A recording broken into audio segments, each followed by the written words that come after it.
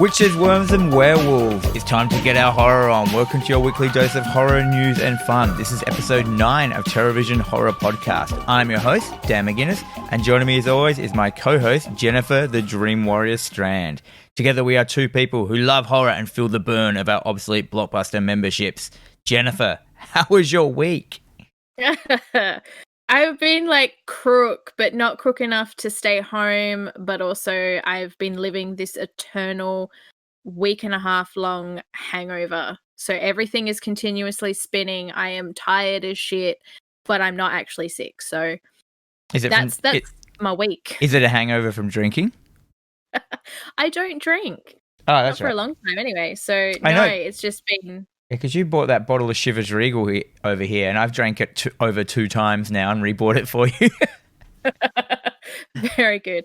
No, I it must just be a seasonal thing, or just feeling a bit run down. I probably need to eat a banana or something. I don't know.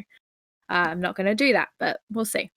So yeah, it's been an interesting week. How about you? How are you doing this week, Dan? Yeah, I'm alright. I had my cortisone injection done on my shoulder, and that kind of knocked me around a little bit this week. But then on Saturday, I was hanging out with the guy from Starblazers, the Starblazers shop, and we decided to just hang out and watch some films. And then we decided a great idea would be to get on, those scooters that you can pay, those like city scooters, the electric scooters. So 4 grown men I applied for them and just scooted around town on Saturday night, like going around just doing skids and stuff. You sound like a bunch of youths. I felt like it was the summer of Dan. Like as we were going like through the city, like we were finding gravel spots and you can do skids on them and stuff. And they go like 15 k's an hour. And it was really, really fun. It ended up costing me like $15 for the whole night on the scooter. But for a fun night with your bros, it was pretty funny. Sounds like a fun night to me. I hope you wore a jacket. I did. I wore like 2. It was cold. Very good. Very good. That's not going to help your shoulder otherwise. It's true. Okay, so what have we been watching this week? Oh, man, what have we been watching? Well, would you like to start? Because I hear that your first film is an interesting watch for you. So I went and watched Ghoulies from 1984, the OG Ghoulies, the one that everyone remembers with the little green monster with the blue T-shirt coming out of the toilet on the cover with its tagline, "They'll get you in the end." I love it. Yep. Directed by Luca, but I can't say his name, Bukovsky. Yeah. Sure. Yeah. So he's done. Not much, if you know what I mean. No. Like The Granny is one of his. The Chain, There is nothing. I mean, he worked with Busey, so no. He did do one called Rockula, though. That was a young vampire cannot lose his virginity because of a curse imposed on him centuries ago. Isn't that an episode of Buffy? It may have been. Yeah, I think it is. Is that because like they heal so he can never lose his virginity? Is that like the vibe, like in what was the vampire film? Was it Interview with the Vampire? The young girl who always grows back her hymen.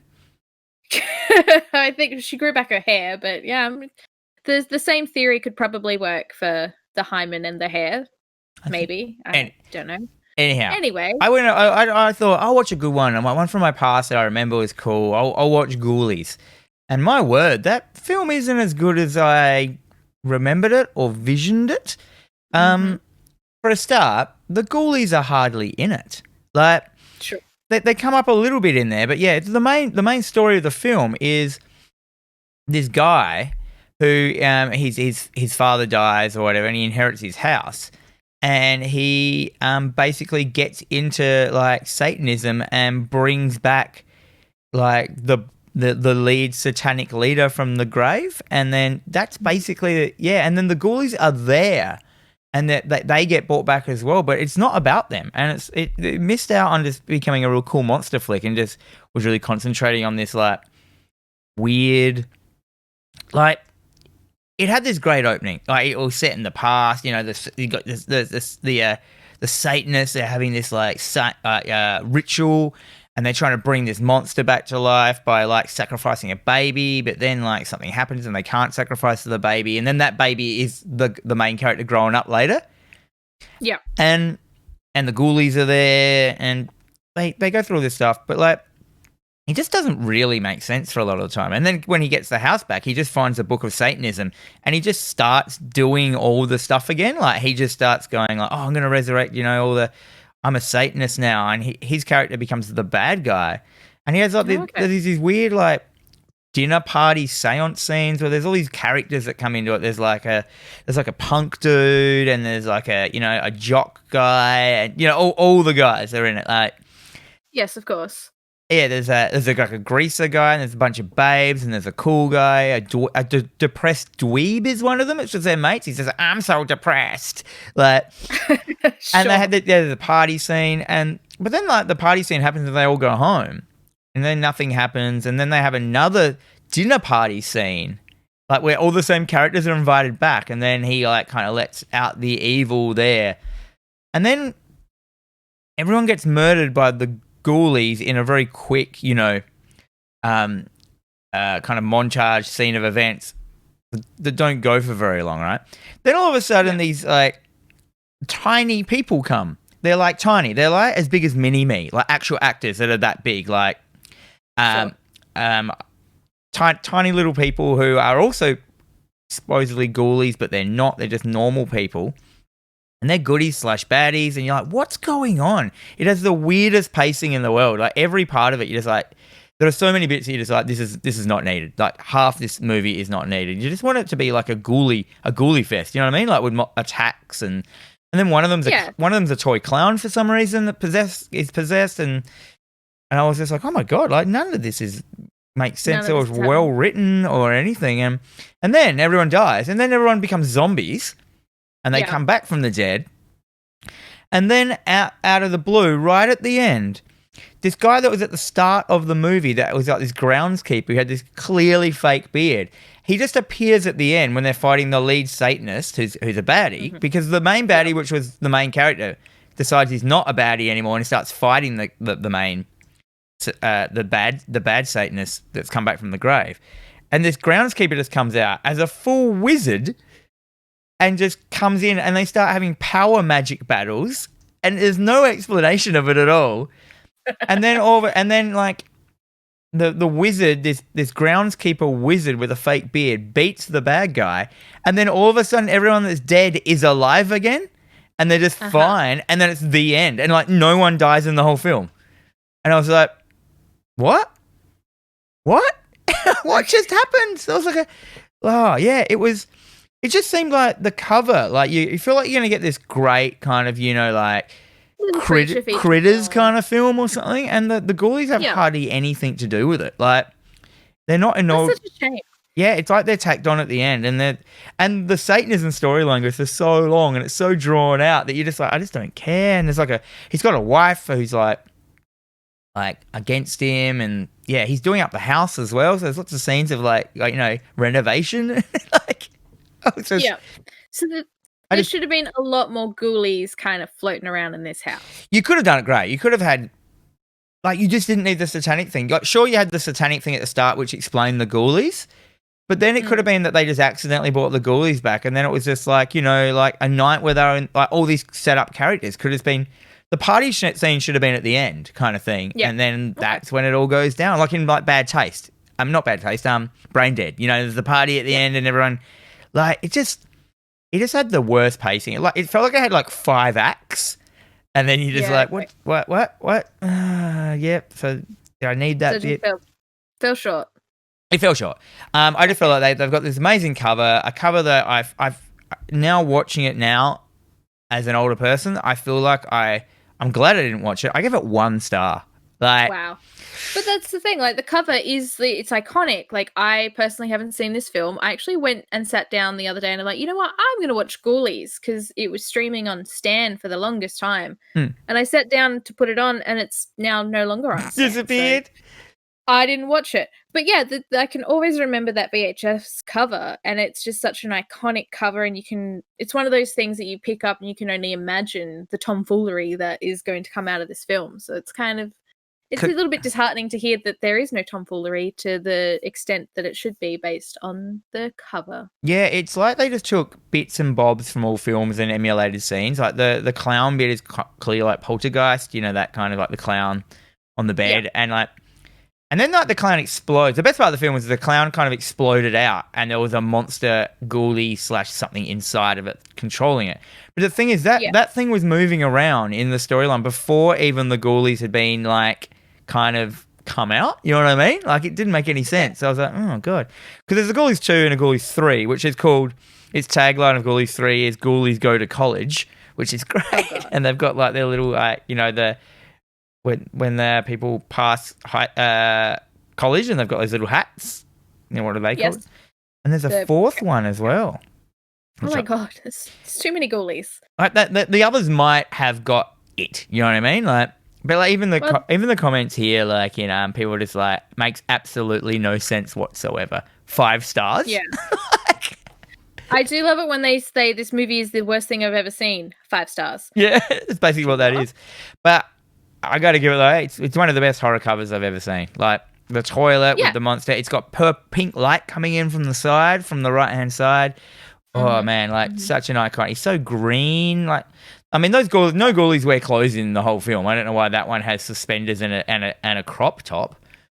Like it's on the cover, but why not? We'll get they're the water ghoulies. So there's a ground ghoul, like an earth ghoulie, a water ghoulie. Doesn't explain that, but it kind of does. But then like there is nothing. There is no reason.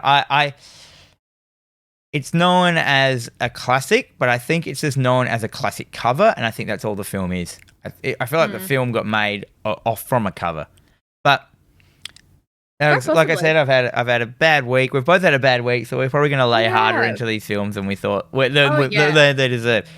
But yeah, so what did you? I'm super negative today. Yeah, same here. Let's get our neg on. So what did you watch? Okay, so I watched Trick or Treat, and I'm actually really disappointed to say that I shouldn't have watched this film while I've been feeling like shit, because this was a really good film, but I was just in a shitty mood and was not enjoying it to the extent that I know I could and should have. Yeah. So for those of you who don't know, it's not Trick or Treat, the one with the little Sid boy and his little sack head. This is 1986. It's directed by Charles Martin Smith, who was an actor. I think he was best known for one of his roles in American Graffiti. Anyway, so Eddie is an 80s metalhead teen who is bullied at school, looks to his heavy superstar metal idol Sammy Kerr. When Kerr is killed in a hotel fire, Eddie becomes the recipient of the only copy of Kerr's unreleased album, which, when played backwards, brings Sammy back to life. Oh, yeah. It sounds great. Yes. So as Halloween approaches, Eddie begins to realize that this isn't only rock and roll, it's life and death. So this movie is basically a Nightmare on Elm Street for, disgruntled teens. This was a lot of fun. So it has Skippy. For any of you remember watching Family Ties, Skippy is Michael P. Keaton's best friend. Yeah. And he's actually really believable as a metalhead, because all the metalheads I know today are just like these nerdy little guys who are just, ripped jeans and metal t-shirts, but they're actually really lovely people.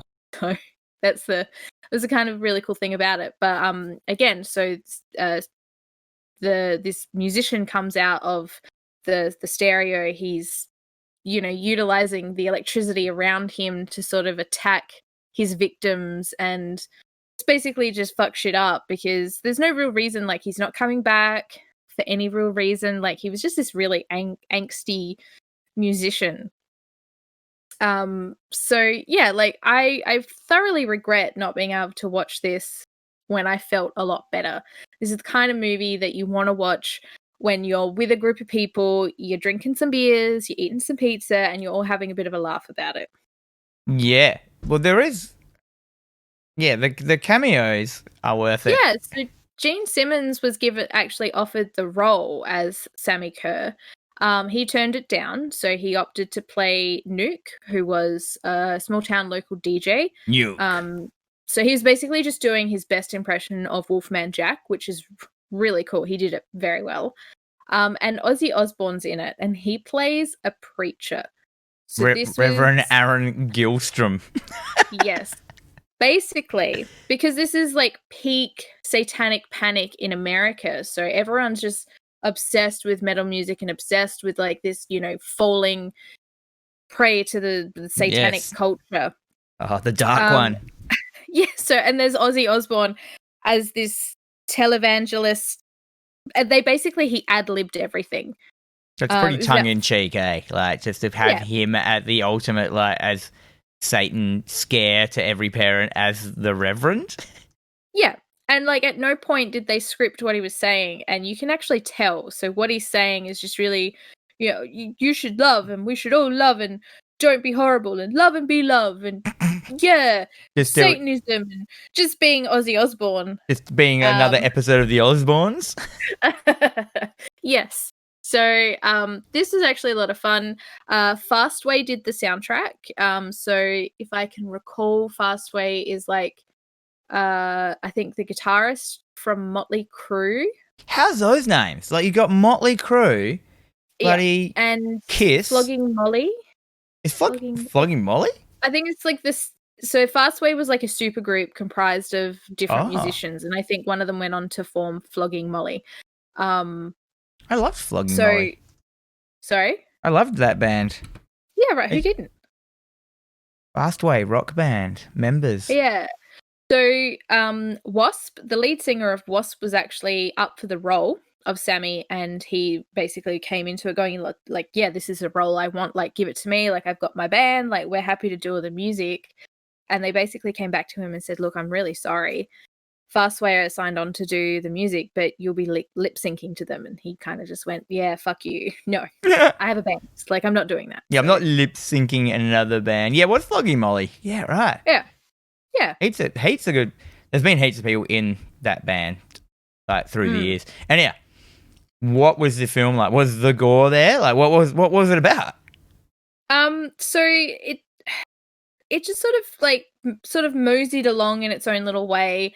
Kevin Yeager did the special effects. So when Sammy Kerr kind of came out of the stereo, his face was all sort of mangled and mushed, like burnt. So it did have a very Nightmare on Elm Street vibe to it. And because Kevin Yeager had just come from working on A Nightmare on Elm Street 2, you can definitely see how it kind of had a very adverse effect on how he did this film.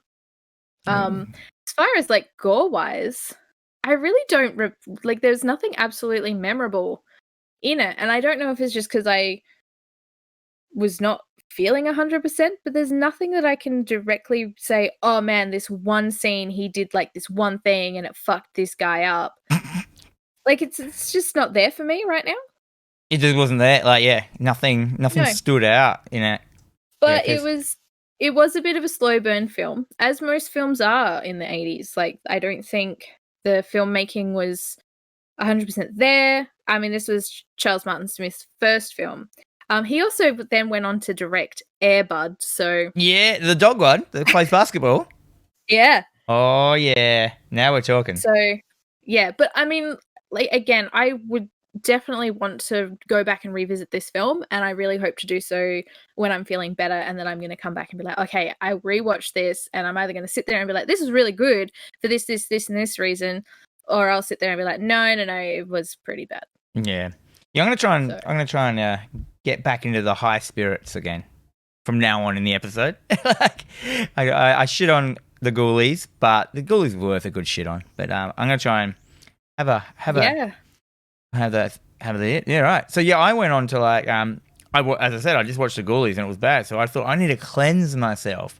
I need to put on something on that I know I'm gonna like. So I watched Freddy's Dead: The Final Nightmare, or Nice. Nightmare on Elm Street 6, or whatever you want to call it, from 1991. By Wes Craven. Straight away, put it on. And within probably 10 seconds, it is already better than Ghoulies. The opening words of this film. So it doesn't have a traditional horror opening, you know, where there's like the credits and a long thing. It just has this quote come up, which is a philosopher. I can't remember the quote, like on screen, of a philosopher. And then it has another quote, which is "Welcome to Prime Time, bitch," by a quote of Freddy Krueger. And then it's cut straight into like a full red screen. And then the words like FRDDYSDAD, like DEAD, like smash into the screen, like to write Freddy's dead across it in black letters. And then the final nightmare appears underneath it. And it's just got this 80s tune just over it. It's going, meow, and then just cuts straight into the film. And I was just like, oh my God. And I like rewound it and watched it like 4 times, that opening bit. It's like the perfect conglomeration of like the hottest title, the hottest like, you know, music like of all time. And so is this the one where Dokken does the soundtrack? Dokken? I'm not sure. It has a very like 80s sound, because it's a 90s film, but it clearly has a real early 90s, late 80s soundtrack. Yeah. Okay. All I've written in my notes is music is 80s as fuck. That's in my notes. That's all I've written. That's the best description ever. Let me have a look. I see if I can find out really quickly. I'm never going to find this real quick, am I? Can you find that for me, Jen, while I'm talking about it? I can. Cool. Yes. Let me look into that. So that was the opening, and I'm just like, fuck yeah, I'm in so hard. Like, I was excited. I like got the little oh yes, I love this shit. And then it opens up to the first dream, which is like, you know, the kid. It goes on about like how, like, you know, every kid in Elm Street has been killed, blah blah blah, except for one. The one kid's left in Elm Street now, which is this kid.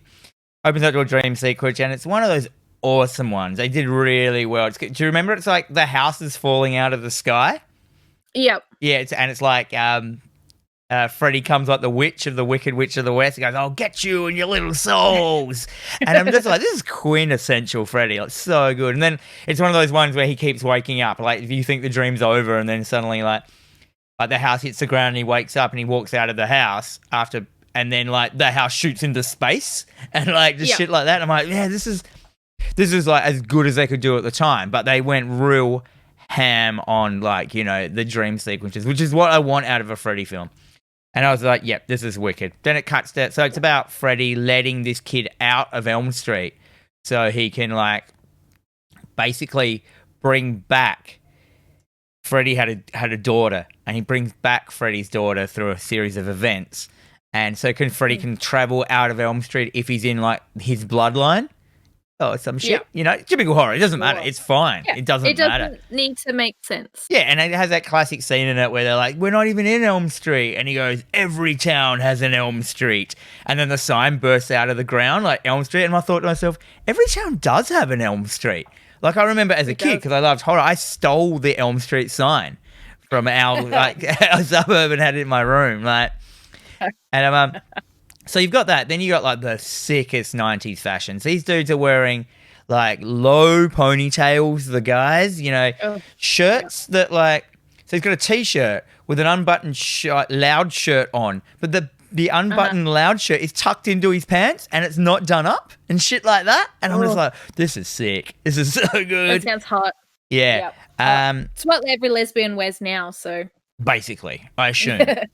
And then you got some great deaths, some really good Freddy deaths. You got the one with the guy's got the hearing aid, and Freddy like takes his hearing aid back, like modifies his hearing aid so when he puts it back in, it like grows legs and, you know, holds it's like a bug in the side of his head, and it goes up to heaps high. So then Freddy drops all the pins, you know, out of like the sky. So when the pin hits the ground, it's like super loud to him.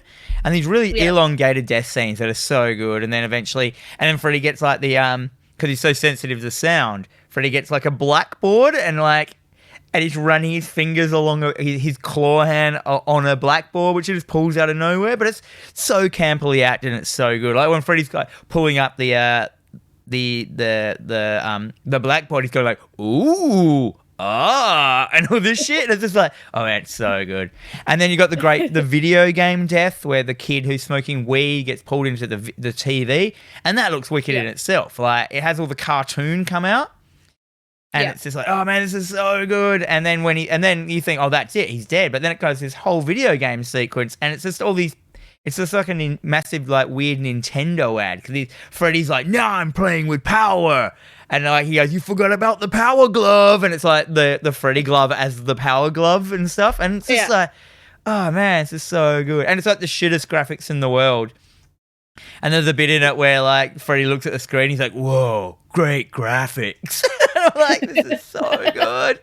Like, I love it. And there's all of them. Like every death scene's in it. There's like the one where the kid like falls out of the sky onto a pit of spikes, and they're holding him in real life, and it's got all that stuff where like the bodies react in real life to what's happening in the dream, and all the holes appear in him and stuff, and it's just like, this is sick. This is such quintessential Nightmare on Elm Street, and I'd forgotten how good Freddy's Dead was. I didn't remember it being that good, but I reckon it's I reckon my favorite is now Nightmare 3. Mm-hmm. And then probably like Freddy's Dead, and then New Nightmare, like, okay. And then the others you can just roll a dice and decide which ones you like. Wherever, sure. I haven't seen this film in many, many, many, many years, so I'm probably due for a rewatch. Oh, you definitely just watch that. You have to post up on Facebook that hot opening as well. That just like that 10 seconds onto our Facebook. Yeah. It'd be so good. And then when it's not already wicked enough, you get to see Freddy's past, him as a human, and you get to go into his shed where he killed children, and you see all the other Freddy gloves that he had. Like there's ones with claws, there's ones with like razor blades on it. There's like about 12 versions of the Freddy glove that you didn't know existed, and it just so happens that the one he took in was just the one he had, and so that's the one he stuck with. Like, so I was like down with that. And then if that's not good enough, you get the whole thing of like the 3D glasses thing at the end. Do you remember that? I don't. So when you went in to see this in the cinema, which I remember, you got a pair of 3D glasses, but the film wasn't in 3D. But at the end, when she's going in to fight him, they go, in the 3D world, anything can be a weapon. And she takes a pair of 3D glasses in, and then when she puts it on, they disappear into her, and that's when you have to put the 3D glasses on when she puts them on in the film. Like, and then when at the end, when she's fighting in the dream sequence, it's 3D to make it seem more like you're watching it actually in 3D to make it seem like you're in a dream. And I'm like, that's so cool. Sounds okay. I'm definitely gonna have to put it at the top of my list. I'm gonna give it a watch.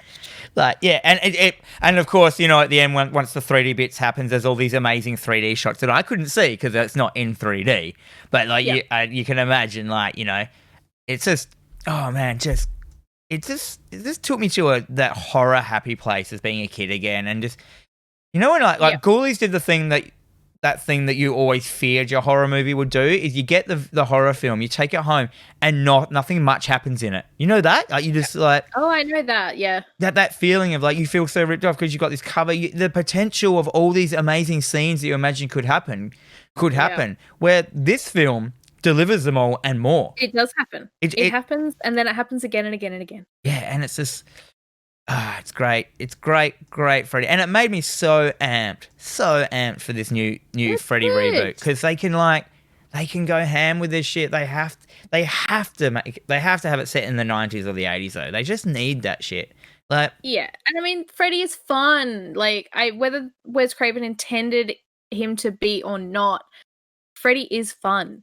And I think that's what a lot of the other movies don't have going for it. Like your Jasons and your Halloweens, like you can update them to today's standards, but they don't have that level of humor that Freddy has. It's true. So, and this one feels, I reckon why I like this one a lot is because the main kids in it are like in a juvie kind of home, and it's very a la like Nightmare on Elm Street 3. Where they're in a mental institution, where these kids are in like a home for bad kids, and it's got that same vibe. There's like the badass like girl who's the kick-ass girl who like, you know, has like is like a rape victim and she doesn't like to be touched, you know, like, and like all these kids with real full-on problems, like, you know, one where the dad used to beat him and the mum used to, and the mum used to beat him, and that's why he's deaf, because she like deafened him and stuff like that, and just like, and then it just works. It's just a beautiful, beautiful thing, and I'm so happy. I need to watch a good one every week. The last couple I've done, and we haven't watched it. I mean, my shining beacon has been House, like the Japanese House in this series that we've done, and then and then House as well, like House, 2 House films, and then like I'm a Hero kind of things. But this is that was great. Yeah, I was so into it. My wife just saw me glowing. She's like, "Why do you care so much?" And I'm like, "Because it's wicked."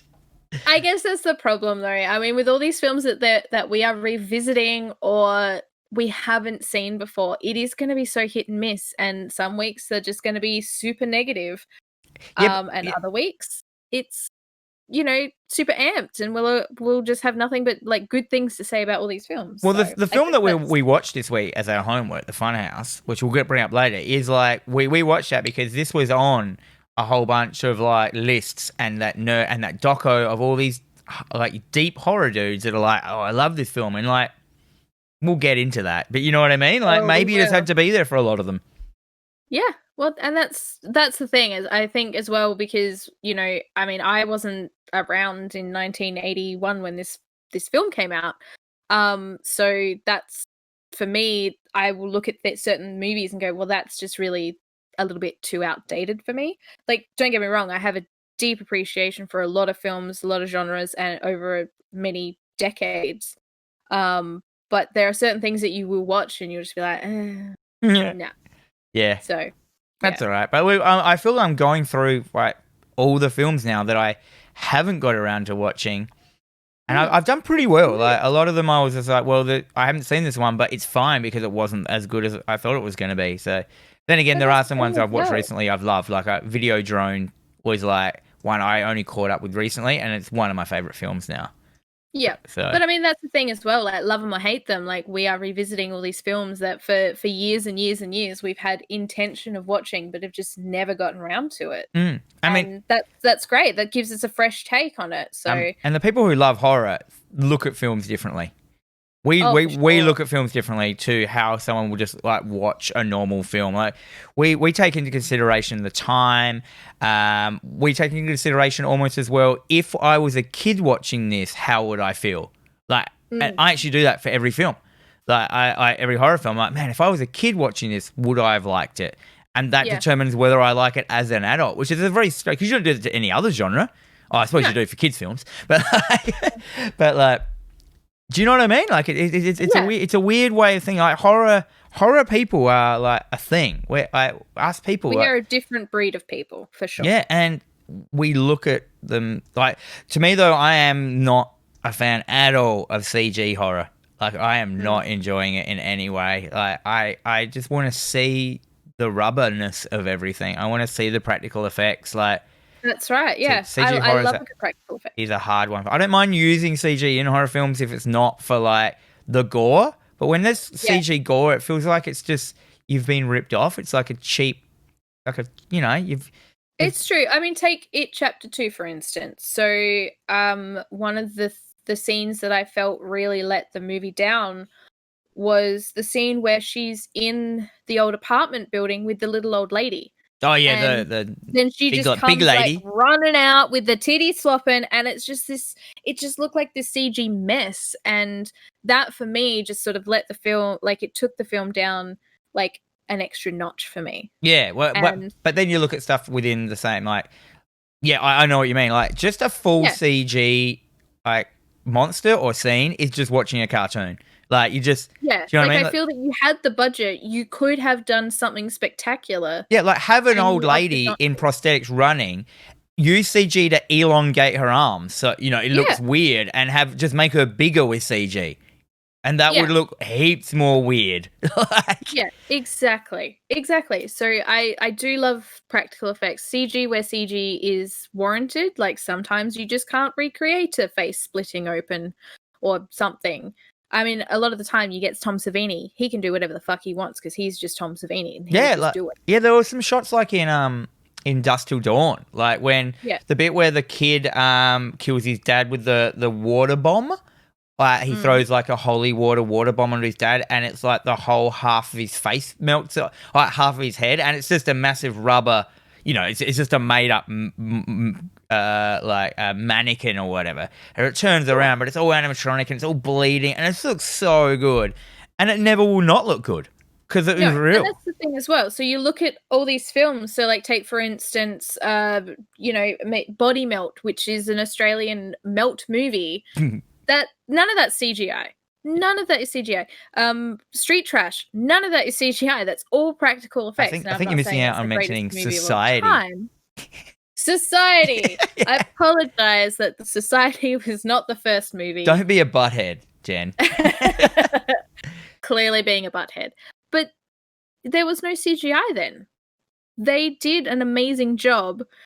And that's what I like about these films, because they utilize a lot of goo. No one's utilizing a lot of goo nowadays. Yeah, goo, man. So that, I think, you've got your practical effects, and okay, well this looks a bit fake. What are we gonna do? Just add some goo. Just add goo. It'll make everything better. Yeah, add goo, add liquid, and shininess, and that's why Evil Dead 1 I think went really good as well, because everything was wet and gross and had crap all over it, and that hides any prosthetic. Like you put slop on shit. Like even what this film is, this podcast is named after, TerrorVision, the movie in TerrorVision. Like that monster in that looks amazing because it is covered in slime constantly.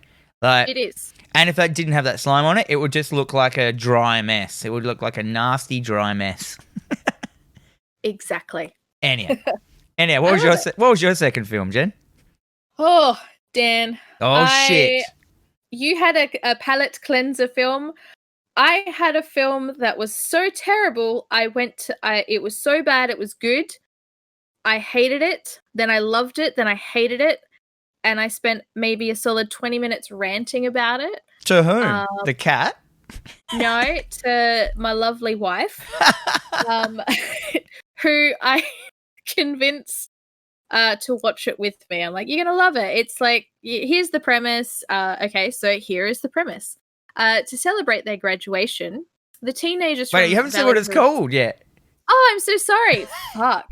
It is called, this train wreck of a film is called Aquaslash. Aquaslash. 2019? Oh my god. Words. Okay. So a group of teenagers from their high school have organized an 80s themed party at an old water park. My first question, who has a graduation at a water park? What do you mean? Well, you're a bunch of 18-year-olds. No. I think I've been to one water park in my life. Was it Magic Mountain? It was... I had never been on the water slides at Magic Mountain. Ever. Yo, have you been on a water slide before, ever? I have, yes. Yes, okay. There used to be one where I grew up, and... But you're not just a total fucking waste of human. I wouldn't, make that argument too soon. I always had that thing. Whenever someone said "Oh man, if you had heaps of money, what would you do?" My answer was always I'd just have it that in my house, you'd have to get around on water slides, because sure. The most indulgent way to travel is a water slide. Is it? Yeah. Okay, fair enough. I look forward to you winning the lotto. It'd be such a mess if I won the lotto, hey. I really want you to win the lotto. It'd be so great. All right, so now, we digress. So, Aquasplash. It is set in a water park. So things grow gruesome when it turns out that a mysterious maniac has inserted giant razor blades into the water slides. Oh shit! Is it preying on the urban legend? Because that was an urban legend for years. Yeah. You remember that people stick water slides to the sides? Do you remember hearing that when you were growing up? They stick razor blades to the. It used to scare the shit out of me. But then I was like, you know what? It's heaps hard to stick a razor blade to a water slide. It is, especially when a lot of this film were people trying to go up a water slide. Some dude for 5 minutes straight, he was trying to climb this water slide. I'm like, dude, you're not going to get up there. Yeah, you can't. Just calm down. So I've got some problems with this film. Yeah. First of all, I'm pretty certain that the gentleman who made it, whose name is Renowned Gothia? What's his name? Uh, You want me to read it? Where is it? Renowned Gothia, whose only other directing credit is Discopath. Which I don't know what that is. I don't know what that is. It's set in a disco. So at any given moment, this film could have just turned into a porno. There was so much gratuitous sex, nudity, snorting cocaine off of women's boobs, just general, this girl that works at the park, she chooses every guy at graduation because apparently a lot of people are graduating at this water park. I don't know why. And they're like, every year she picks one dude and she fucks them and turns them into a man. Uh-huh. Oh, gross. Yeah. The story is paper thin. It's basically they threw the script into a pool and whatever he fished out, he just sort of threw together in a mishmash of nothing was happening, but also a lot of partying and just being gross was happening. So is the only thing that kills people blades on a water slide? Yes. And people keep going down the water slide? So, yes, people do keep going down the water slide because they can't hear the fact that someone's like, please don't go down the water slide, people have died. But after they've gone down and the first person comes out dead, they're just not going to go down it. Well, then it's the end of the film. They're too high to see what's happening down below. So everything that happens in this film happens in the last 15 minutes. So I posted the trailer yesterday. For those of you who have not watched it yet, now's the time to go back because the trailer basically just gives it away. This is what happens in the film. They put the blades through. I mean, don't get me wrong, when it happened, like I went from I hate this film, this is the worst piece of shit I've ever watched in my life, to this is amazing, I want more of it. So was it just the gore in one moment? Was it a really good gore scene? Is that the only thing holding the whole film together?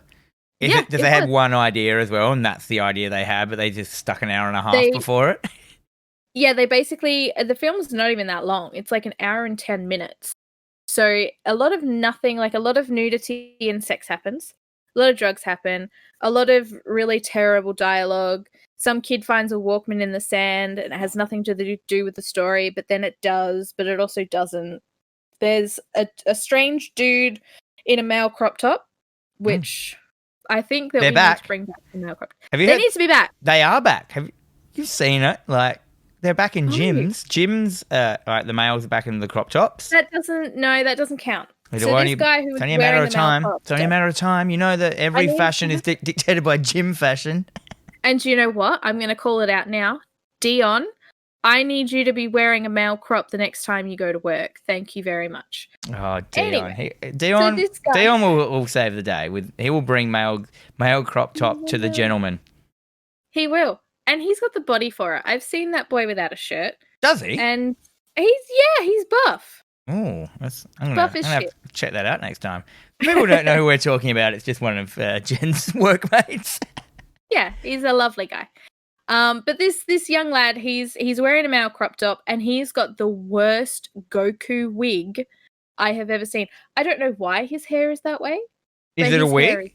Is it definitely a wig? It looks like a wig. I need to find a picture. I need to post the picture and then we can all discuss this because it's terrible. Oh, yeah. And super unnecessary. I found one of the whole cast. Oh, yeah. That guy with the black spike. Wow, the cast, right, just looks like a school photo. It is a bunch of no-name people. So there's a group of musicians that are there. They're all dressed in black. The whole film, all dressed in black. When they're wearing their bathing suits, they're all black. Don't know why. They start playing, because it's obviously an 80s theme, they're playing their 80s music and they're butchering it. It's disgusting and I hated it. Pretty certainly out of the TV at one stage. But yeah, so just going back to the one and only good thing about this film is the water slide scene and just how bloody and gory and practical effects were used in this. So what happened? do they just go down and just gore comes out the other end? Basically. Or do you see them getting hurt? You do. So it's basically like two swords have been like crisscrossed through this water slide. Right, you can see that. That's in like it's the thumbnail of the video as well. Yeah. So that 3 girls are going down at once, and the first girl goes through and she's just in like 4 pieces, and then the other girl she gets kind of stuck halfway through, but half her body's also fallen out. And then the poor girl behind her is like kind of stuck in it, but she's screaming and crying because she's still alive and she can't get her out or around. And then more people start coming down the slide. But the problem again is there was no imagination to this. They're like, it would be really cool if we just did this. This would look great. There were 3 water slides. They only used 1 slide to do this one scene, and they drag that scene out for as long as they can. Yeah, right. That's what I was saying. It just doesn't seem like very threatening, because once you kill one person with the water slide, or even a couple of people, once the people come down the bottom, that's just the end of the day. You know what I mean? Like, it's just like, oh no, it's just like a show. It's more like a show. It's like a movie about a show ride that goes wrong, as if it's. But it's not they sentient. Get around it. Is it sentient? One of the lifeguards. Sorry. Is it sentient? The water slide? No. It's not sentient. That would have been a better story. I would have been okay with that. Because they don't explain necessarily to a decent point what's happening, why this is a thing, but 30 years to the day someone died, and now it's like, oh, is someone seeking revenge? Yeah, is it? No, I don't know. But so they get around it because they're at the top and they're like, oh, hey, lifeguard down the bottom, can people get through? And of course he's fallen off the bloody chair after he's seen half a girl's torso come out of the slide. So he's not answering his little walkie, and they're like, okay, I guess we can let everyone else go down. Keep going. Yeah, right. So I do not know how this film got 5.2 on IMDb. Let's move on. Let's move on to homework.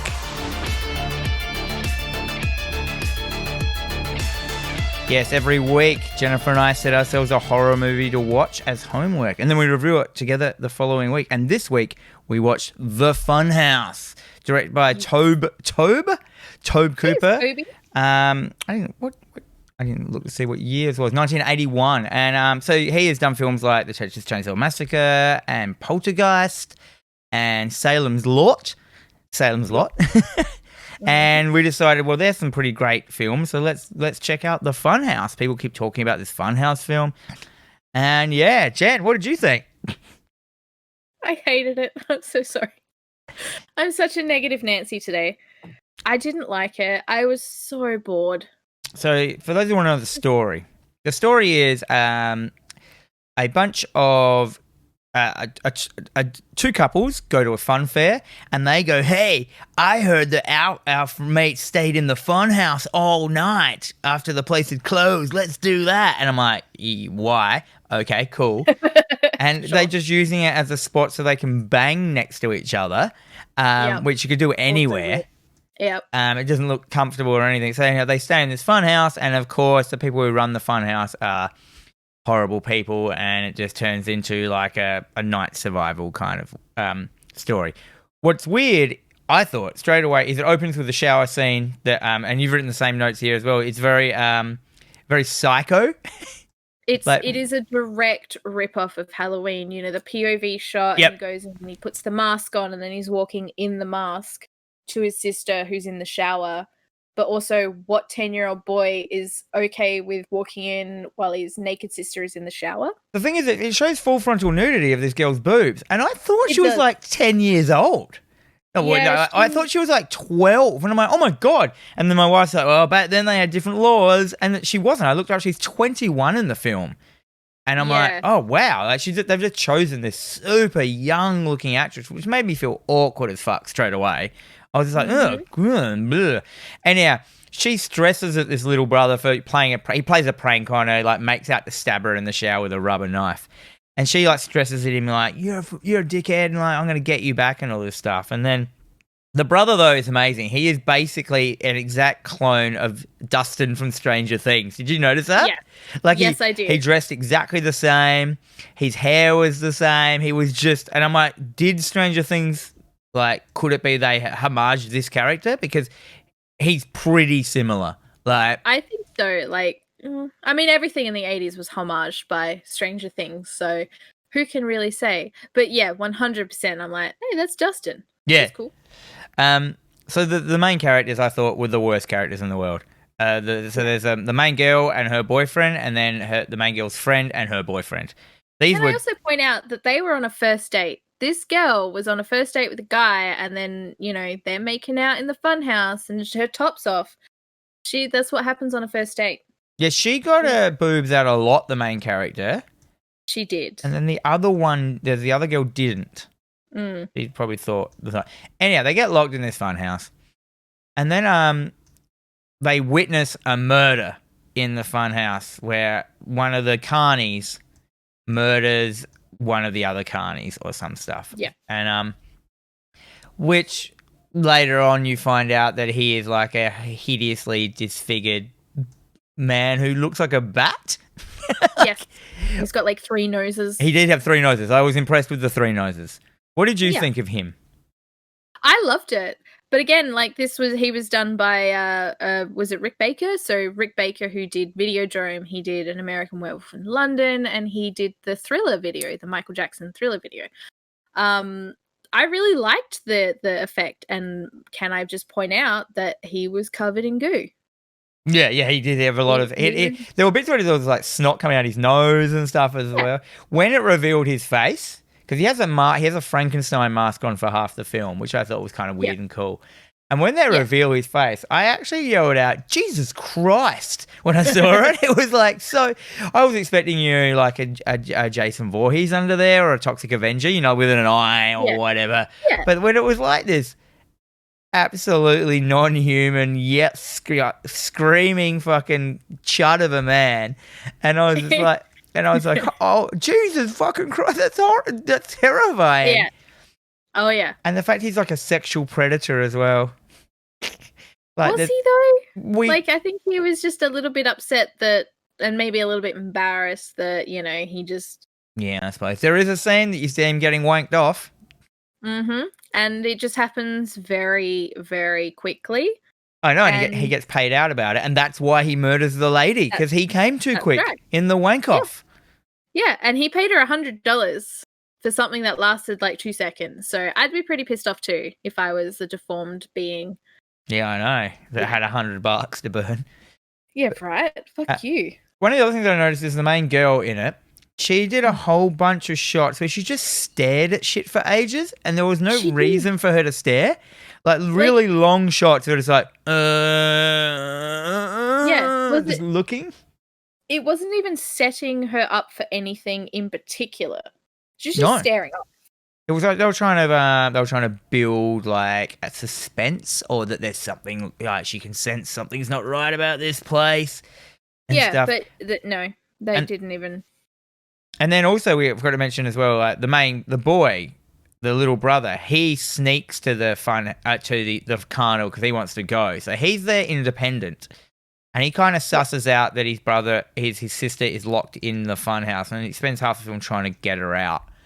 But then he has an opportunity. His parents come and pick him up, and he has an opportunity to say, like, they're in there. And it has, like, an overlay of her, like, getting angry at him from the start, so he doesn't say anything. So he just leaves her there to get revenge? To kill his sister?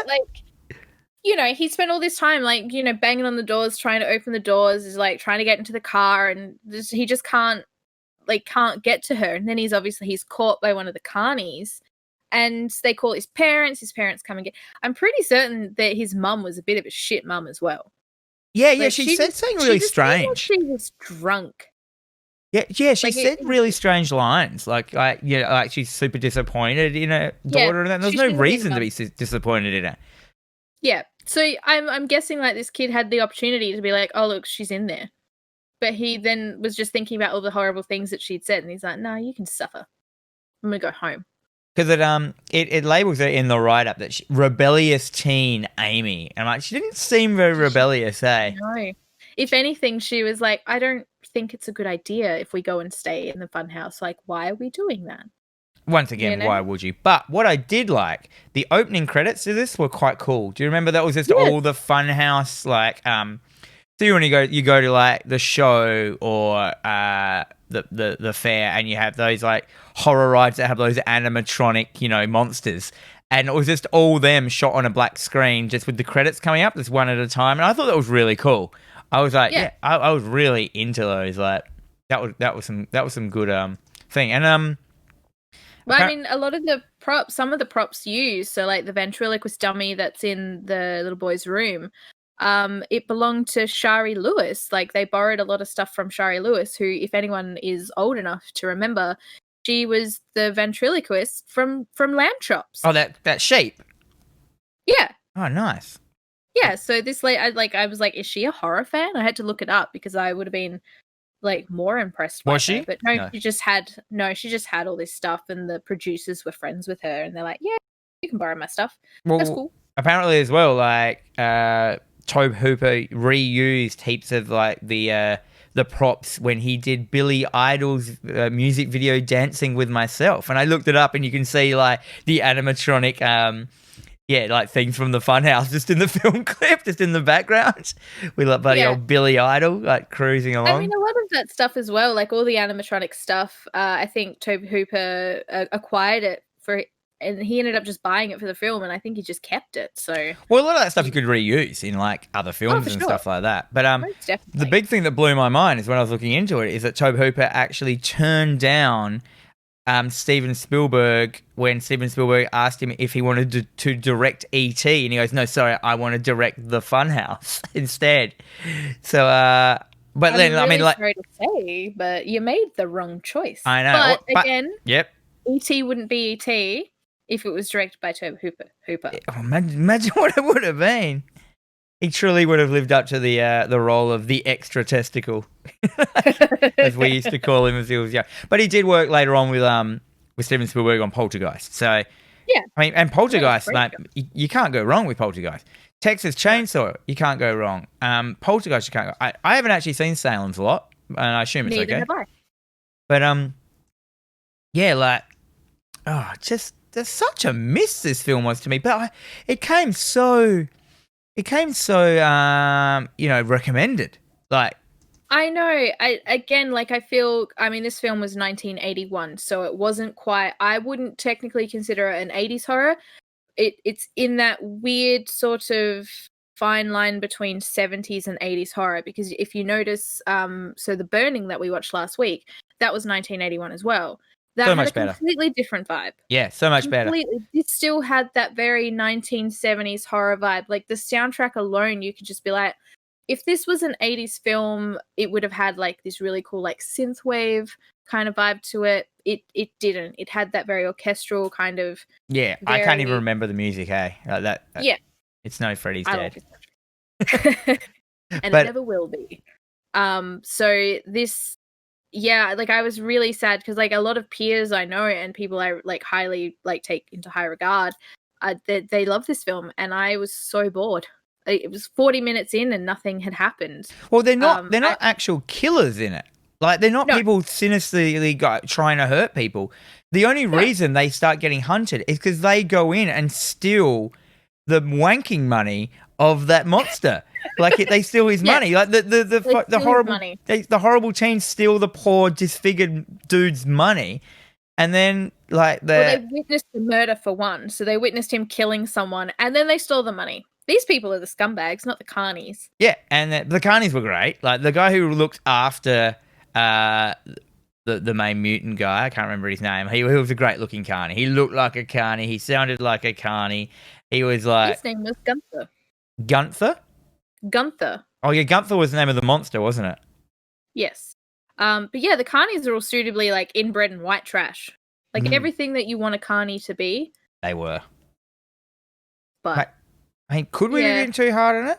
Like, And then the ending, the cog, like the also ham-fisted foreshadowed cog that it just showed. So if you can imagine it, there's two giant cogs. Like, so they go into the funhouse. This funhouse was huge, by the way. Like I don't know how many stories it had, and then they're going deeper into it, and there's all these like machineries with cogs that are running, and there's these giant cogs. They're like probably 1 meter in diameter.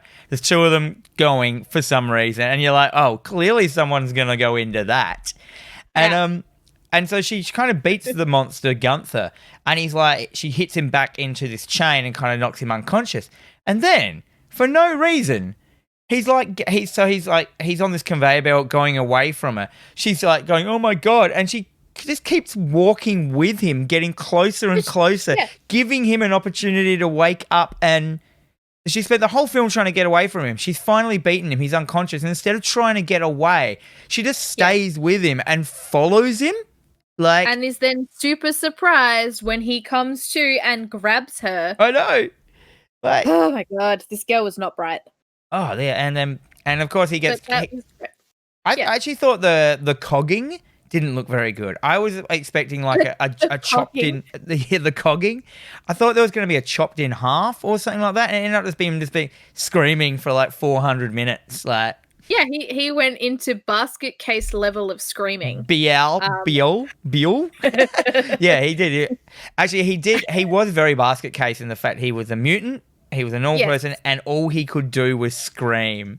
Yeah, screams and grunts. And I loved that bit where he was in the cog, and it was clearly one of those things where, okay, practical effects, not a huge budget, because he fit very well, very comfortably between those cogs and was kind of just sort of stuck in there like, But there was no blood. No, he didn't get crushed. He wasn't chopped in half. He wasn't like, he was just there. The cogs were still turning as well, I'm pretty certain. So sure. That, but because of the point where there was just such a long time between the fight scene between the main carny and the boyfriend. Yeah. To when the coggening happens was such a long time. And I just sort of sat there, and for me to sort of stop what I'm watching and I'm looking at my phone, I'm like, okay, I'm just gonna go get a drink. Like, nothing's happening. I'm really bored. You know, I even was like, oh, don't skip it. Don't fast forward. You gotta watch this film. No, because you can't skip or fast forward films. You have to get the tone and the vibe of if they feel too long. You can't skip that because that will actually give it cred. You need it. But yeah, it dragged on a lot for me. So I didn't enjoy it. I was very bored. There are a few aspects in it that I did think were great. So, like, you know, Rick Baker's mutant was fantastic. The coggeting was great, made me giggle. But I did like that the other act of violence done against the other boy was the main character accidentally axed his mate's head. Oh yes. So they didn't even kill the other guy. The main characters killed their own mate accidentally. Yeah. They were clearly the bad guys in this film. Yeah, they were, weren't they? Yeah. Because they made them up to be like horrible carnies. But then like when they find the kid, they're just like, oh, they call his parents and like like if those if those people hadn't stolen the money and were fuckheads about everything, like they wouldn't have hurt them. Yeah. Well, even that scene where the kid's like asleep and the parents are there to pick him up and the carney's like, I mean, it's a little bit weird that he was stroking his hair but he was saying, oh, you know, he's got a bit of a fever and, you know, we caught him here and we hope he's okay. And, you know, he seemed to show more concern for this kid than his parents did. Yeah, I thought that as well. The mum was just a really bad actor, I thought. She was just like, what is he doing? Like, children, ruined my youth. Let's move on to horror news. Yes. So let us take you on a ride. Some of you may not survive. Welcome to horror news. Oh, man, I'm going to rewrite that. It's rubbish. It's not rubbish. It's all in the delivery, Dan. It's true. So, Jan, what's our first news article today? Oh, this one is over at Bloody Disgusting. There is a fresh Village of the Damned adaptation in the works. Really? I was always a fan of Village of the Damned, like not the OOG, but the second G. The 95 version. Yeah. With Kirstie Alley and Christopher Reeves. Yes, that was the other thing. Yeah. And Luke Skywalker. Is he in it? Yeah, he plays the preacher. So my god. Okay. I haven't seen this film since probably like 95 or 96. So I have the only other thing that even remotely is relatable is that episode of The Simpsons where they're, that's shepherd's pie in my knickers. That's about it. So I haven't seen this film in like 20 something years. Well, it's John Carpenter. So straight away you've got like some cred, you know what I mean? Straight away. Yeah. And then it's got Superman in it. Cred. It's got Luke Skywalker in it. And then it's got a bartender lady. Kirstie Alley from Cheers. Was she in Cheers? She was. Yes. Yeah, she was the bartender. What I really liked about the first Village of the Damned, I mean, the John Carpenter one, is like the storyline of that is that, there's a village and it's a certain perimeter around it. And then one day at 10 a.m., every person in the town passes out. And then like a couple of hours later, hours later, they all wake up again and everyone's fine. The only difference is that every woman in the town is pregnant, which is cool in itself. That's just a great opening. But what I really liked about that is, I reckon what John Carpenter put into it is they showed like everyone passed out in this town, but then it showed someone who was cooking a barbecue and they'd fallen face first into the barbecue and it was just there cooking. Like, glorious. And it was so good. It was such a good idea. It's just like, yeah, if everyone does pass out in the world, there will be people that die. You know what I mean? Like, yeah. Like, people that are cooking, people that are standing in front of a wood chipper. Are you in a bath? If you're in the bath, you go in it. You're dead. You're dead. Sorry. You're dead. Well, I sleep in the bath fairly often. But like... Please don't do that. You'll die. Yeah, I still do it. Claire always tells me off. But, and because the original book this was based on is called like... It's such a weird name. Was it The Midwich Cuckoos? Cuckoos. Yeah. Cuckoos? Glorious.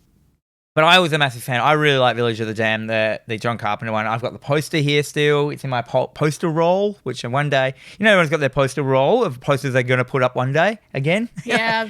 Yeah. But now we're of that age where we can't just put posters on our wall. We have to have them lovely and framed. Or laminated. We're adults. Nah, that's why you get a shed like I've got and you need to staple gun them to the wall. Well, when I get a shed, I'll do that. So, adaptation to television. I actually don't think this needs an adaptation to television. I don't think the idea holds enough merit to go... I feel the film was long enough. It made sense. Like, there are other things that, you come out and you're like, oh, yeah, that might be cool as a film, a TV show, because they really couldn't get into it, like stuff what we're talking about, Hellraiser and stuff like that. But I reckon this, like, the idea is a pretty one-dimensional idea, if you know what I mean. Like, scary. Yeah, I don't see how it could be a TV show. Like, well, it's just going to hit all the same notes that the film did, but there's just going to be a lot of extra just town stuff in between. And a lot of escapes, you know what I mean? As in, like, ooh, that kid nearly saw me do something, you know what I mean? Like, yeah. And there'll be a couple of failed attempts to stop them, maybe, you know what I mean? Like, stuff I'm like, it doesn't matter. Don't need it. Yeah. No. I mean, the fact that this is set in a sleepy English village, it does not bode well for a TV series because... Heartbeat. That went for years and years and years and it's probably still going. My mum loves Heartbeat. That's all I know. And then, we actually didn't say what it's about. So, yeah, the women, like, they pass out, they all wake up pregnant, all the babies are born, and they're all born with this white hair, and they all have, like, a hive mind. Yeah. And they end up having, like, I think they've got ESP as well, so they can do some, they've got a power or something. Yeah, and then, they got power. And, yeah, so it's basically, like, an evil kid movie. And then I was like, what other evil kids movies? So there's lots of evil kid movies, but what evil groups of kids? And I could only think of two. So I got The Brood, which is oh yes, the Cronenberg. That is Cronenberg. The Brood, and then Children of the Corn, obviously as a group of kids, and this, and I couldn't think of another one anymore. There's heaps of one-off kids like like The Exorcist and Pet Sematary and. All these Annabelle films and stuff like that. And hang on, was Annabelle no, that was a doll. That was a doll. Yeah. But yeah, there's not many groups of children. At first, I was like, another groups of children thing. But then I realized I couldn't think of any more. Like, it's crazy to think about it, that it hasn't actually been done that much. We could like Lord of the No. Flies, but that's really scraping it. That's really scraping the barrel. Yeah, okay, that's an interesting topic of conversation for anyone to put their 2 cents in. Because I cannot think of any other film where it's a group of kids. Yeah, like it's Being The Lost Boys. I mean, They were dashing teenagers, and they were vampires. male cropped up too. I mean, if there was a film where there was a bunch of like preschoolers that were all vampires, that'd be fine. But yeah, there's just not. Like, I mean, The Brood is kind of like that. They're fucking weird. But Okay. yeah. Anyhow, what do you think? I don't think it could be a TV series. Like, you would need someone. Yeah, I don't know. I think it would be okay as a movie, like another remake of a movie. But I think as a TV series, I mean, unless it couldn't be any longer than 6 episodes. It says it's 8. That is too many episodes.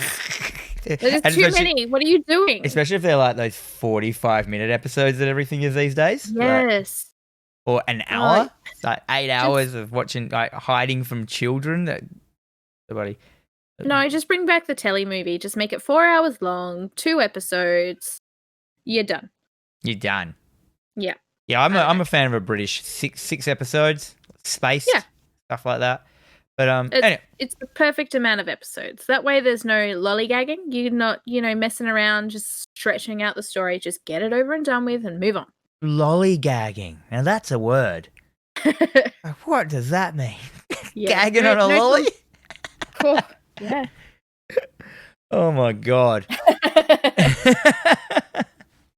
I don't know. I mean, I'll still watch it when it comes out inevitably because I watch stuff, but will it have Superman in it, Luke Skywalker, and a bartender? I mean, they could put Rey in it, or John Boyega. I don't know. There's your Star Wars people right there. Yeah, Rey. But there you go as well. Like children are pretty creepy, so that your kids are covered. Like you could just chuck any kid in there. That's fine. You're gonna have to add a new layer of complexity in it. I mean, they had like the vibe of like aliens and stuff like that in it and stuff, like spoilers of a film that's 1,000 years old. It is. When was The Village of the Damned? When did that come out? I mean, 1995, and then 1960 was the original one. So yeah, you guys have had a long enough time. If you don't know what it is, then which, if you look at the 1960 trailer, it's pretty much exactly the same. Oh, I just played it a little bit. Listen to it. Like this, beautiful youngsters behind whose fiery, hypnotic eyes lurk the demon forces of another world. I like the creepy English kids better than the creepy American kids, but yeah, we'll see. Yeah, we'll see. All right. Let's move on to story number 2. What is story number 2, Jen? Well, here's a lovely talking point. A new study reveals that horror fans coping with the COVID-19 pandemic are better than the average person. Oh, yeah. Yes. So this was actually a very, this article was found on Dread Central. And you can actually go and read the full study, which is linked in the story. Yeah. But basically they're saying that people who watch a lot of horror films are better equipped to deal with such events as a global pandemic. Yeah, well, I was going through this before, how us horror fans are different kind of breeds of people. We are. Well, you got to think as well, though, like a horror person, we watch these horrific situations where people are getting into all these situations, and all you do when you watch a horror film is constantly go, what would I do in that situation? Would I do that? No, I would do this. Like, Claire's always hitting me up, is going like when I always start a conversation with, what I do is, and she's like, here we go. Here we go. Like, what gem of information am I going to get out of this?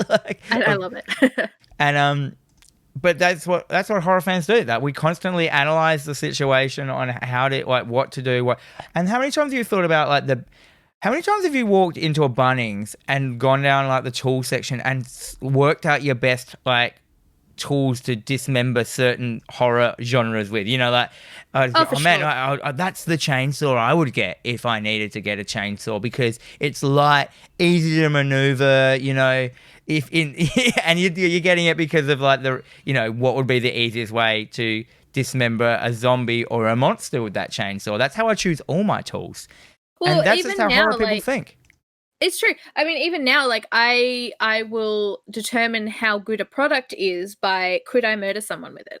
Like, oh, this is a pretty hefty figure. I could murder someone with that. It's a good figure. Yeah, like when a big book comes into my work, I'm like, you could kill someone with this. It's pretty good. Kill someone with that. Yeah, pretty good. Value for money, weapon, and a great read. That's right.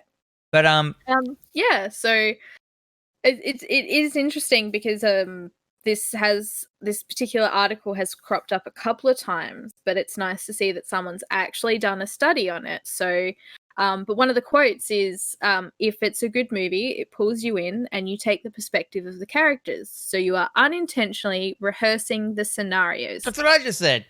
What you just said. We think people are learning vicariously. It's like, with the exception of the toilet paper shortage, they pretty much knew what to buy. You've seen it 100 times in the movies, so it doesn't catch you off guard so much. Exactly. Like, we've already gone over the COVID pandemic in our minds 1,000 times, and this is just an easier version of it because there aren't actually any zombies.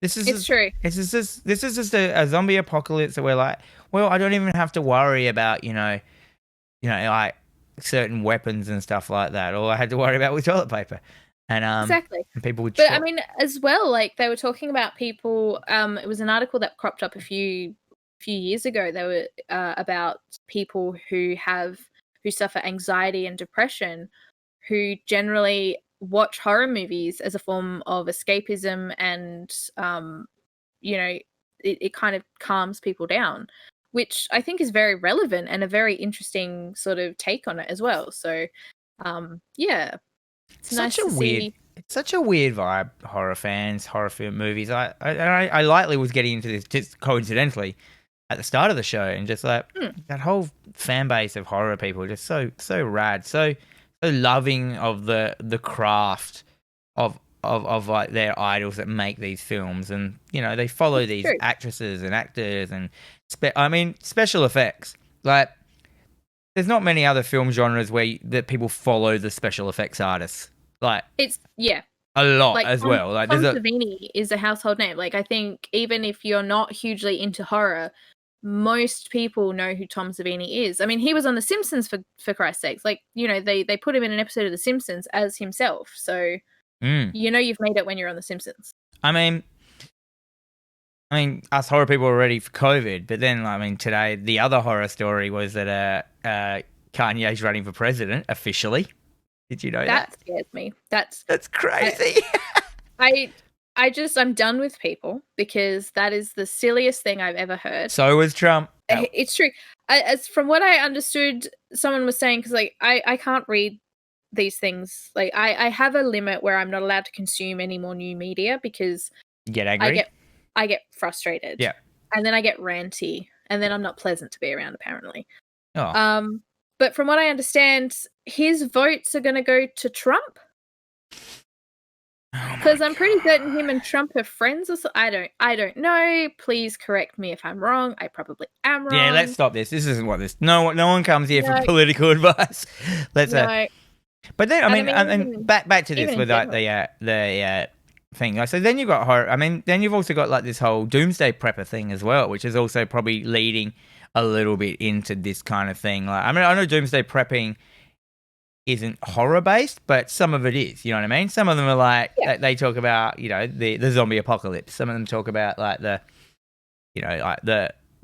horrible pandemics that are going to happen. So you've got that vibe happening as well. I mean, have you watched those doomsday prepper shows? I know you have, Jen. They're great. You know I have, not by choice, but I have. Oh, really? Is that your partner's vibe? Yeah. Really? Deep. It's a deep vibe. Because you've got she actually preps a bit, doesn't she? She is. No follow questions, because she's very secretive about it. But yes, she's. Yeah. Fair enough. Yeah. She's got a bunker. It's in the middle of nowhere. You'll never find her. It's fine. I'm lying. It's right in it's under the mole's balls. Like in front of the mole. Yes, exactly. Like, where is the place you'd never think to look for lesbians? In the mole's balls. and a big pair of testicles. Touche, Dan. Touche. Yeah, I know. Terrible joke. Cancel, Dan. I love it. I love it. Yeah, so It's the best thing. yeah, I reckon this is a great thing. Like the horror vibe, us horror people being able to handle the hard times, being able to deal with the hard realities. We're not in a bubble. We're not in a little bubble that people are gonna. Well, when shit goes down, the people that will survive will be all the people that are the horror movie aficionados. We will be there with our chainsaws. We will be there with our claw hammers. We will be there with our what's some other great weapons? The axe. The good old axe. Yep. Classic. I like a good old baseball bat. Straight up baseball bat. Baseball bats are surprisingly heavy, so I recommend going for the children's bats because they're still I have a little slugger. Is it a steel one or is it wooden? It's not steel. I'm old school. I like wood. Yeah, but wood has the opportunity to break at some stage. It does. But it does allow for modification quite easily. That's right. The steel one's very hard. You need a welder to do that. So, I did not do shop at school, so I couldn't weld anything. No, well, there's two types of welding, and I get confused. But so I was thinking about this the other day because I was watching this. I was watching Ghoulies, and I'm like, how could I have made this film better? That old thing. And then I started thinking about no, it wasn't Ghoulies. I actually watched this week, which I haven't mentioned because I watched too many films this week. I watched Phantasm 2. Okay. Which isn't. It's okay. You know what I mean? But it does have an amazing setup of the people in it going to a hardware store and just getting ready for the battle they're about to have. But they never really it never really follows through with a good payoff. But this scene showing them getting their stuff, they get 2 shotguns and weld them together, so they got a 4-barrel shotgun and stuff like that, and they get the baseball bats and put nails in them and it's just a great scene. I think if I was going to create a horror movie, I would have the getting ready scene and just getting the best weapons. So if you do have number one, my best weapon list, you need an axe, and all of these are you can modify these in some way. But I would if I was going to do a horror movie, you'd have to have an axe, you have to have a chainsaw, you have to have a shotgun. There you made 3. And then you go out from there and you spread out into some more interesting weapons you find, maybe hole diggers or something, you know what I mean? Hole diggers. And go ham. And I just want to...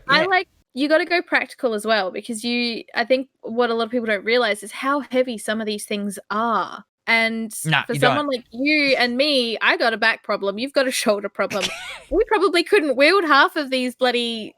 Nah, man, but in the films, it's fine. It's fine. In the film, it's fine. Yeah, it's fine. Yeah. But the problem with this film is that they create all these great weapons and they hardly utilizes them, and that's one of the other problems that you often get in films. You create these great weapons and then they don't use them enough. In this one, the 4-action shotgun, they shot it once in the whole film, and I'm probably because the kickback was too powerful.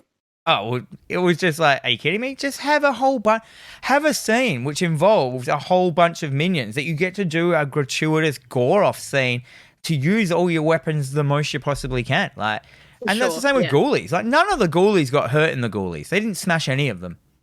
They look like they would have been great to stomp on. Or blow up. Like the critters. Remember they just smashed up the critters, how good that was. They were full of green goo. They went everywhere. As if none of the Ghoulies got as if there wasn't a get back scene on the Ghoulies. You know what I mean?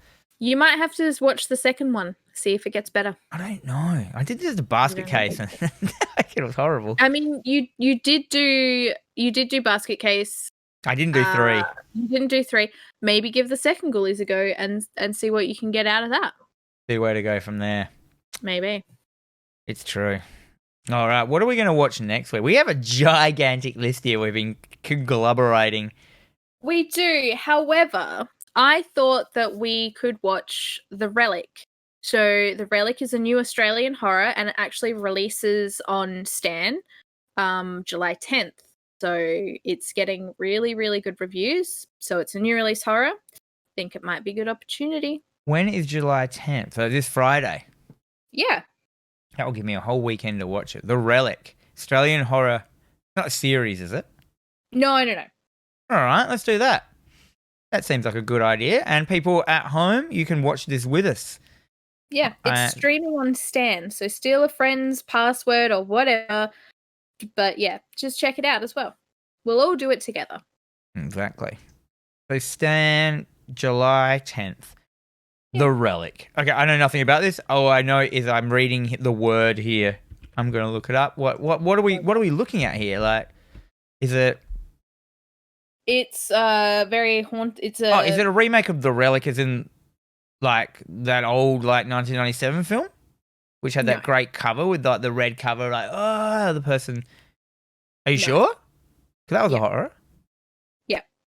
Okay. No, this is like a haunted house kind of thing. So it's a mother, daughter, and granddaughter situation.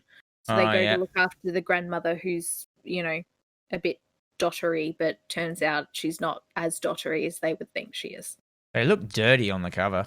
It looks like, I watched the trailer because I don't like the actress that's playing the daughter. I think her name's Emily Mortimer.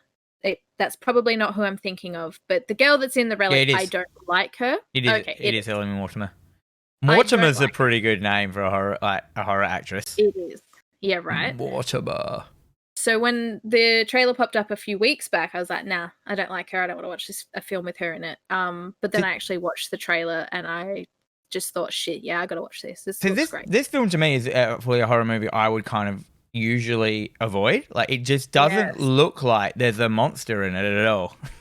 Yeah. I'm not going to watch the trailer. Don't say anything. But, like, do you know what I mean? Like when there's so many of these, like, horror films coming out where the cover is just some people on the cover. Like, that doesn't make me... Like, if I was a kid, think about this. If that was the cover of the video in the video shop, why would anyone look at that, pick it up and look at it? I wouldn't pick it up. No. And I think that's why a lot of people forget that these days. Because they don't need to do that now. Because I mean, it's still there. Because the thumbnail on the Netflix app or whatever, that's going to help you decide whether you're going to watch this film or not. I mean, the trailers come up these days automatically and stuff as well. Autoplay trailers. Yeah, pretty much. But yeah, I don't know. I think this one could be a good one. All of the reviews that I've seen, and I've not read a lot of them, like I've sort of skimmed, but everyone's kind of said that this is really good. So nice. All right, let's do it. So a little bit of housekeeping. So we have been TerrorVision Horror Podcast. You can catch us on all streaming services across the globe.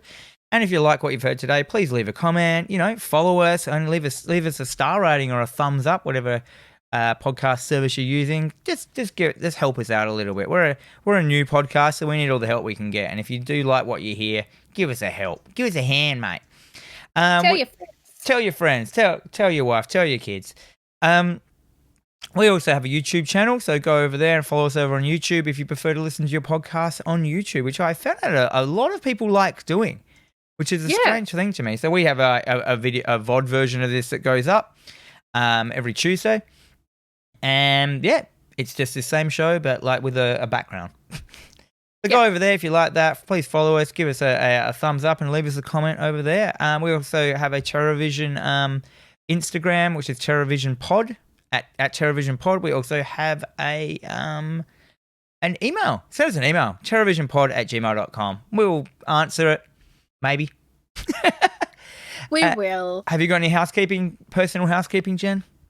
I don't. No personal housekeeping. Not this week. Well, if you like hearing my opinions about stuff, I also have a video game podcast over on YouTube called Hack the Dino, where I'm a co-host over there. Three of us, me, Ben Rosenthal, and Floppy Starrick, and Braden Dixon. That's be four of us. Go through the week in video game news over there. And we also do some live streaming and stuff like that. So go check that out over on YouTube. And if you like that as well, please follow, comment. All those things help us out so much more than anything else does in this day and age. The whole world is just... Have you noticed that the whole world now relies on just thumbs up and comments? Yeah. The comments push your stuff so far. It's ridiculous. Yeah. The amount of times I'm like, please like and subscribe. Tell your friends and family. Yeah. It's like... I do that for my also as well. Yeah, my please, if you're in Adelaide, please visit Greenlight Comics and then buy a comic book. That's my comic shop that I co-own. There is also greenlightcomics.com, which is an online store if you would like to buy your comics online from me specifically. And that is the end of the show, I think. So thanks, guys. Yeah, and Sorry until that it was a bit negative. yeah, it was all right. We got Nightmare on Elm Street was pretty positive. We found the Yeah. jewels and the gold in the diamond in the rough. There's always a diamond in the rough, so it's okay. Exactly. You know. And until next week, may all your dreams be nightmares.